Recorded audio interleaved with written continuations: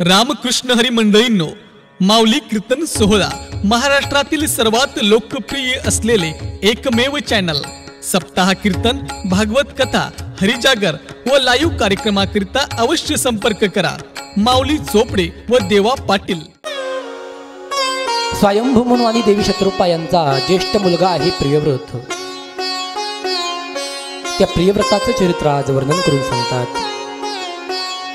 प्रियव्रतो भगवतात्मा राम कथो मुने गृहेरमतयन्मूल कर्म बंध पराभवः.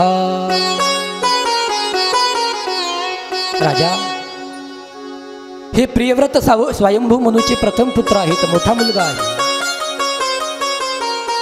या प्रियव्रताला उपजताच वैराग्य प्राप्त झालेलं होतं. जन्माला आल्याबरोबर वैराग्य. त्या प्रियव्रत राजानं ठरवलं की आपल्याला आता लग्न करायचं नाही, ब्रह्मचार्याचं पालन करायचं. एक दिवस त्या प्रियव्रतींच्या आश्रमामध्ये देवर्षी नारद जातात. नारदांनी त्यांना तत्वज्ञान सांगायला सुरुवात केली. नारदजी तत्वज्ञान सांगतात, प्रियव्रत महाराज तत्वज्ञान ऐकतात.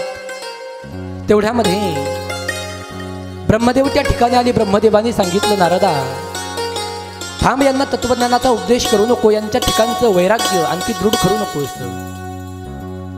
कारण प्रियव्रत राजाला मला संसार करायला लावायचे, त्यांच्याकडून वंशविस्तार करून घ्यायचा आहे, सृष्टीचा विस्तार त्यांच्यापासून मला करायचा आहे. प्रियव्रतांना हात जोडले, महाराज मला वैराग्य प्राप्त झालेलं आहे, मी ब्रह्मचारीचं पालन करणार आहे, माझ्याच्यानं लग्न करणं होणार नाही, मी ठरवलंय मला लग्न करायचं नाही.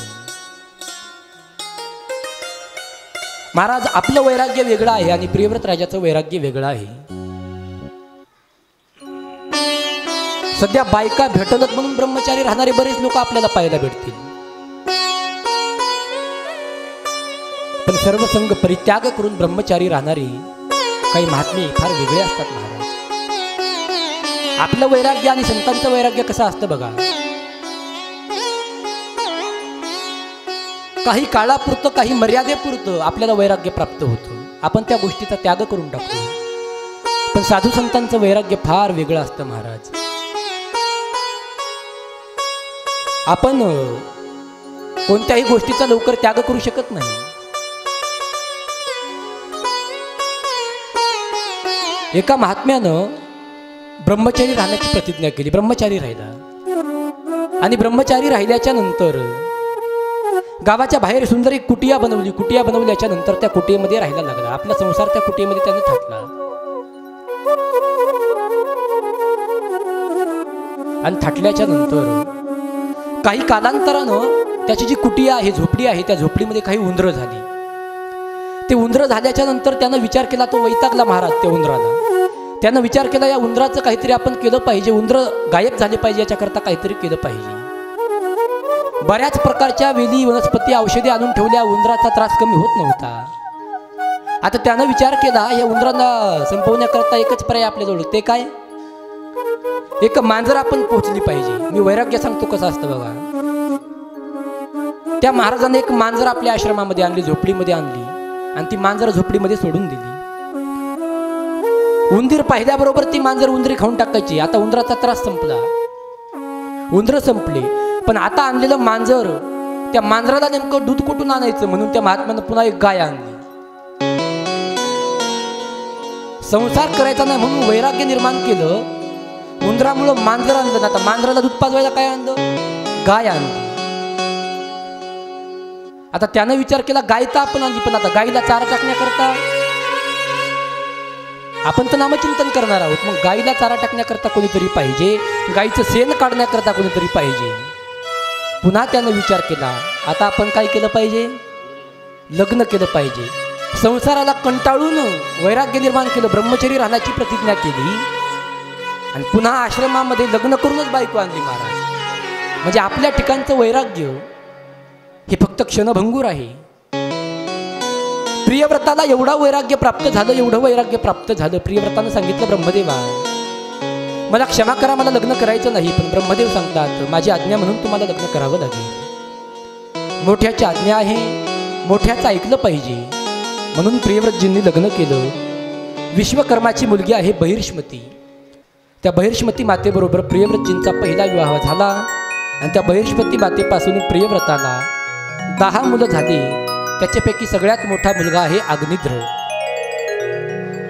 प्रियव्रतजींचं दुसरं लग्न झालं, त्यातून त्यांना 3 मुलं झाली, उत्तम, तामस आणि रैवत. या 3 मुलाला पुढे मन्वंतराचा अधिपती केलं आणि यांना अधिपती केल्याच्या नंतर ज्येष्ठ मुलगा जो आहे त्याचं नाव आहे अग्निध्र. त्या अग्निध्राचा पुढे विवाह झाला. त्याच्या पत्नीचं नाव आहे पूर्वचित्ती. या पूर्वचित्तीपासून त्या अग्निध्राला 9 मुलं झाली. त्यापैकी ज्येष्ठ मुलगा आहे नाभी. प्रियव्रत राजाचा पराक्रम एवढा होता, एक दिवस प्रियव्रतानं पाहिलं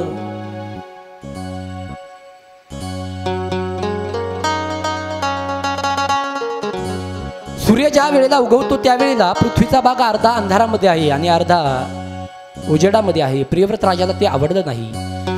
लगेच राजानं तपप्रभावाने एक ज्योतिर्मय रथ बनवला आणि त्या रथाच्या माध्यमातून राजानं प्रतिज्ञा केली की संपूर्ण पृथ्वीवरती मी फक्त आणि फक्त प्रकाश निर्माण करणार आहे. राजा त्या रथामध्ये बसला आणि सुमेरू नावाच्या पर्वताच्या 7 प्रदक्षिणा पूर्ण केल्या. ज्या वेळेला तो रथ पृथ्वीवरून चालायचा त्यावेळेला रथाचे 2 चाका आहेत. त्या चाकाचं जे अंतर आहे त्या चाकाच्या अंतरामध्ये काही खड्डे पडले आणि त्याचे 7 समुद्र तयार झाले. आणि काही द्वीप तयार झाले. त्यामध्ये जंबूद्वीप नावाचा द्वीप तयार झाला. या जंबूद्वीपाला 9 खंडामध्ये विभागलं आणि पहिला खंड आहे अजनाब खंड. अजनाब खंड नाभीराजाच्या वाटेवरती आला. पुढे नाभीराजाचा विवाह मेरुदेवी सोबत झाला. नाभीराजाला मेरुदेवीपासून कोणत्याही प्रकारची संतती होत नव्हती. ब्रह्मभृंगांनी पुत्रकामेष्टी नावाचा यज्ञ केला. भगवान प्रगट झाले यज्ञाच्या माध्यमातून. भगवंतांनी विचारलं काय पाहिजे. ब्रह्मवृंदांनी सांगितलं देवा तुमच्यासारखा मुलगा नाभिराजाच्या पोटी जन्माला आला पाहिजे. जगाच्या मालकाने सांगितलं बघा माझ्यासारखा कोणी जन्माला येऊ शकत नाही, कारण माझ्यासारखा फक्त मीच आहे. मलाच यांच्या पोटी जन्माला यावं लागेल. म्हणून नाभिराजा आणि मेरुदेवी यांच्या पोटी भगवान ऋषभदेव रूपानं प्रगट झाले. बोलिये ऋषभदेव भगवान की जय. ऋषभदेव भगवान की जय. ऋषभदेव भगवंताचं प्रागट्य झालं. ऋषभदेवानं आपला राज्यकारभार एवढा चांगला सांभाळला. स्वसामर्थ्याने ऋषभदेवानं आपल्या राज्यामध्ये पाऊस पडायला सुरुवात केली. आता मात्र इंद्राला ईर्ष्या व्हायला लागली. इंद्राला राग आला. इंद्रानं पाऊस पाडणं बंद केलं. ऋषभदेवाने पुन्हा आपल्या प्रभावाने आपल्या राज्यामध्ये पाऊस पडला. आणि पाऊस पडल्याच्या नंतर आता मात्र इंद्राला लाज वाटली. इंद्र शरण आला आणि इंद्राची मुलगी आहे तिचं नाव आहे जयंती. ती जयंती नावाची मुलगी ऋषभदेवाला दिली. ऋषभदेव आणि जयंती यांचं लग्न झालं आणि पुढे यांना 100 मुलं झाली. त्यापैकी ज्येष्ठ मुलगा आहे भरत. बाकी 99 मुलांना तत्वज्ञानाचा उपदेश केला आणि ज्येष्ठ मुलगा आहे भरत. त्या भरताला राज्यगादीवरती बसवलं. पुढं त्या भरताचं लग्न झालं आणि भरताचं लग्न झाल्याच्या नंतर भरतानं आपला राज्यकारभार एवढा सुंदर सांभाळला की त्या भरताच्या राज्यामध्ये कोणीही दुःखी नव्हतं. सगळेजण खुश असायचे राजावरती. भरताला राज्यगादीवरती बसवल्याच्या नंतर ऋषभदेवानं सर्वसंग परित्याग केला आणि ऋषभदेव तपश्चर्या करण्याकरता वनामध्ये निघून गेले. सर्वसंग परित्याग केला. अंगावरती वस्त्र ठेवले नाही. दिगंबरावस्था धारण केली. फक्त शरीर ही वस्तू त्यांनी जवळ ठेवली. कधी डोंगर कपाटी हिंडावं, कधी गावा बस्त्या हिंडावं. रस्त्यानं ज्या वेळेला ऋषभदेव चालायचे त्यावरती कुत्रे त्यांना भुंकायचे. लहान लहान लेकरं त्रास द्यायचे. कोणी अंगावरती शेण मारायचं, कोणी अंगावरती दगडी फेकून मारायच्या. पण मायबाप ऋषभदेव मागं फिरून सुद्धा बघितलं नाही. सर्वसंग परित्याग केलेला आहे. वैराग्य उत्पन्न झालेलं आहे ऋषभदेवाला. शेवटी त्या ऋषभदेवाला परमगती प्राप्त झाली आणि त्याच ऋषभदेवाचं अनुकरण अरहन नावाच्या राजानं केलं आणि तिथून जैन धर्माचा शुभारंभ झाला. ऋषभनंदन भरतजी राज्यावरती बसले. त्यांचा विवाह विश्वरूपाची जी कन्या आहे तिचं नाव आहे पंचजनी. त्या पंचजनी बरोबर भरतजींचा विवाह झाला आणि त्यांना 5 मुलं झाले. सुमती, राष्ट्रभूत, सुदर्शन, आवरण आणि धूम्रकेतू. भरतानं एवढं सुंदर राज्य केलं, एवढं सुंदर राज्य केलं. भरतापासून आपल्या देशाला भारत नाव प्राप्त झालं. आपल्या देशाला 3 भरतापासून भारत नाव प्राप्त झालं. एक आहे हा भरत, ऋषभनंदन भरत. दुसरा आहे सुमित्रानंदन भरत, दशरथनंदन भरत. म्हणून आपल्या देशाला भारत नाव प्राप्त आहे. भारत ही सामान्य भूमी नाही, मी पुढे बोलणार आहे. भरत राजानं सर्वसंग परित्याग केला. राज्यकारभारावरती आपल्या मुलाला बसवलं आणि राजानं वैराग्य उत्पन्न करून भरत राजा सुद्धा तपश्चर्या करण्याकरता निघून गेला. बघा, मी प्रियव्रताला सांगितलं, प्रियव्रत सुद्धा वनामध्ये निघून गेला. अग्निद्र सुद्धा वनामध्ये निघून गेला. ऋषभदेव सुद्धा तपश्चर्या करण्याकरता वनामध्ये निघून गेले. आणि आता भरतांचं चरित्र चालू आहे. भरतजी सुद्धा सर्वसंग परित्याग करून वनाच्या दिशेने निघून जातात. श्रीमद भागवत आपल्याला शिकवतं महाराज, जीवनामध्ये माणसानं भोग भोगल्याच्या नंतर जगाच्या मालकाला कधी विसरायचं नाही. आपले मुलं जर हाताला आले, आपले मुलं जर खांद्याला लागायला लागले, मुलांना जर कळायला लागलं, तर आपण आपल्या संपूर्ण राज्यकारभार, आपण आपल्या संसाराचा भार त्यांच्यावरती दिला पाहिजे आणि भगवत नामचिंतन आपण सुद्धा केलं पाहिजे. महाराज काही म्हातारे असे 80 वर्ष झाले, 90 वर्ष झाली, तरी मुलाच्या हातामध्ये कारभार कधीच देत नाहीत महाराज. माणसाला सगळं त्यागता आलं पाहिजे लवकरात लवकर.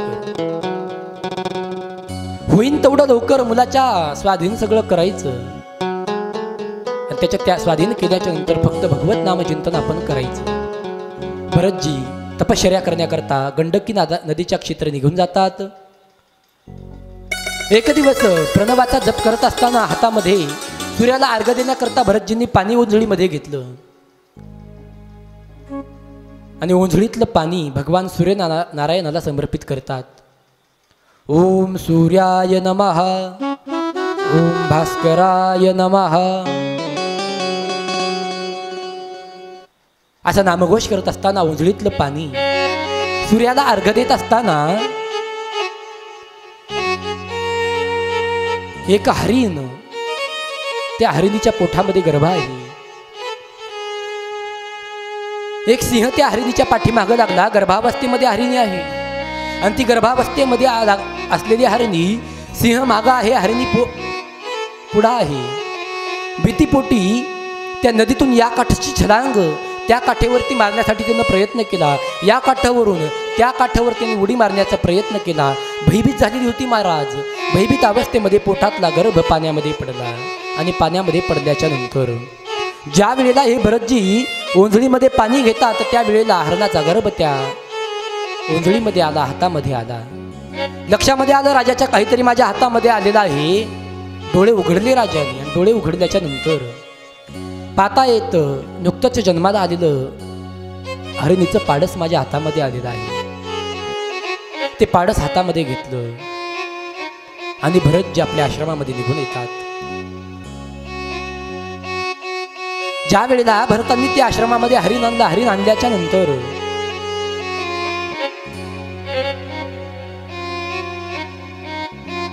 ज्या वेळेला भरतजी देवपूजा करायची त्यावेळेला देवाला गंध लावला की त्या हरणाला गंध लावायचे. देवाच्या गळ्यामध्ये हार टाकला की त्या हरणाच्या गळ्यामध्ये हार टाकायचे. देवाला नैवेद्य ठेवला की देवाचा नैवेद्य हरणाला खाऊ घालायचे. एवढं प्रेम त्या हरणावरती जडलं, एवढं प्रेम त्या हरणावरती जडलं. उठताना हरिण, बसताना हरिण, झोपताना हरिण. हरीचं स्मरण करण्याकरता आलेला भरत नावाचा राजा हरीचं चिंतन विसरला आणि हरणाच्या चिंतनात मध्ये मग्न झाला. आपलं सुद्धा असंच आहे महाराज. जगाच्या मालकांना हा देह आपल्याला जगत भगवान परमात्माचं नामचिंतन करण्याकरता दिला, हरीचं नामचिंतन करण्याकरता दिला. पण आपण सुद्धा हरणामध्येच गुंतलोत महाराज. आपल्या हरणावरती फार प्रेम असतं महाराज. लहान असू द्या आपलं हरण, आपण लांब शाळेत काय टाकू, त्याचे लाड काय करू, त्याला काय काय घेऊन काय देऊ. आणि एक दिवस आपल्या हरणाचं लग्न झालं ना, आपलं हरण जेव्हा का हरणी घेऊन मुंबई पुण्याला निघून जाईल, मग आपल्याला कळतं महाराज.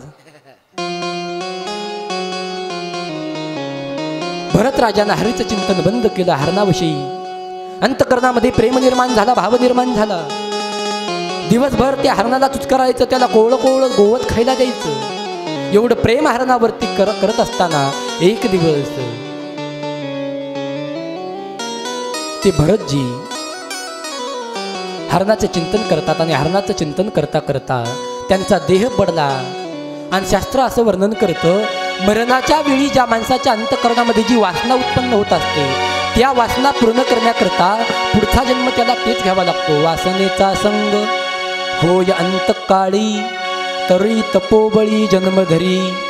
वासनेमध्ये भरभटलेला हरणाचं चिंतन करत असताना देह सोडणारा भरत राजा महाराज म्हणतात, हरणामुळे पुढचा जन्म त्याला हरणाचाच प्राप्त झाला. हो जड भरत राजा हरणी गर्भा गेला, जड भरत राजा हरणी गर्भा गेला, झाला तो घातला वासने,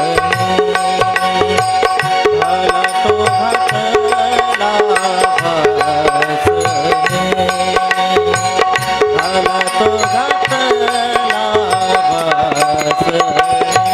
जय हो जड भरत राजा हरणी गर्भा गेला, जड भरत राजा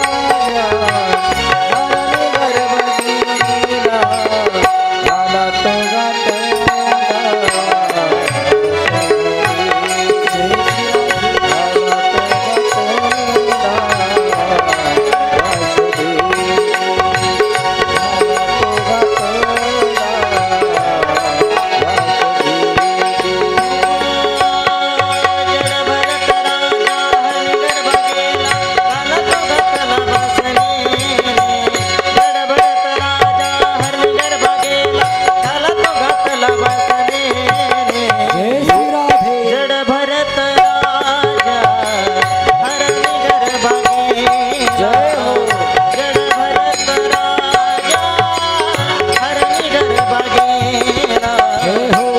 झाला तो घातला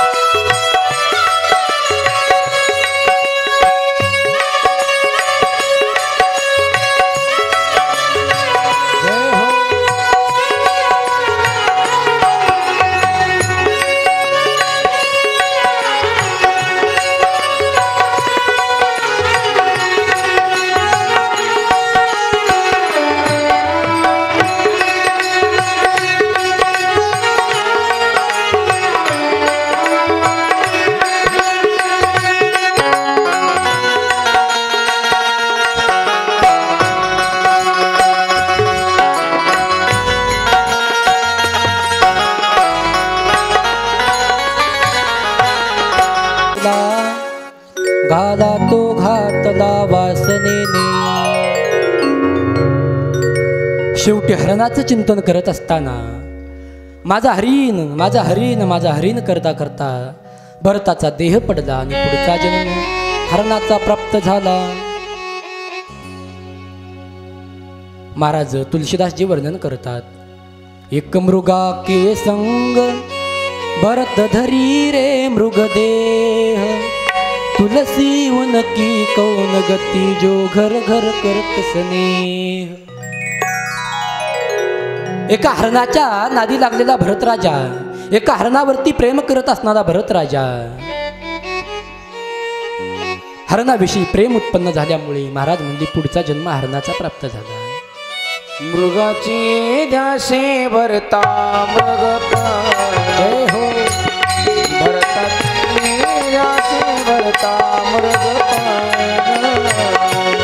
मृगाची ध्यासे भरता मृग